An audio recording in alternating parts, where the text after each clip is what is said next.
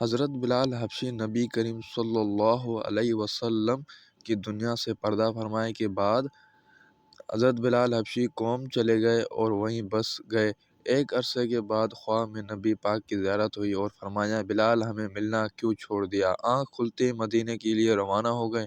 دن کے مسافت کے بعد مدینہ منور پہنچے، مسجد میں حاضری دی اور روضہ رسول پر پہنچے، وہیں بیہوش ہو کر پڑے۔ اہل مدینے نے کہا، ایک بار وہی اذان سنا دے۔ سرکار کی زمانے والی معذرت کی کہ اب مجھ سے برداشت نہیں ہوگا۔ لوگوں نے حسنین کریمے سے کھلوایا، اب انکار ناممکن تھا۔ اذان شروع کی تو اہل مدینے رو پڑے، دل قابو میں نہ رہا۔ پیارے آقائے زمانے تازہ ہو گیا، عورتوں بچے سے نکل آئے، غم سے نڈھال ہے قرار، ہچکیاں بند ہو گئی۔ جب کہا اشہد ان محمد رسول اللہ، لوگ چیخیں مار کے رونے لگے۔ حضرت بلال کی نظر میں منبر رسول پر پڑی۔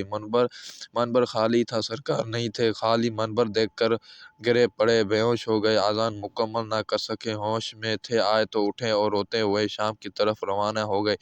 یا اللہ ان جیسی محبت بھی ہمارے دلوں میں بھر دے، آمین۔ تو گائز ہمارے چینل کو سبسکرائب کریں، اسلامک انسائٹ کو، اور بیل آئیکن کو پریس کریں۔ شکریہ۔ اللہ حافظ۔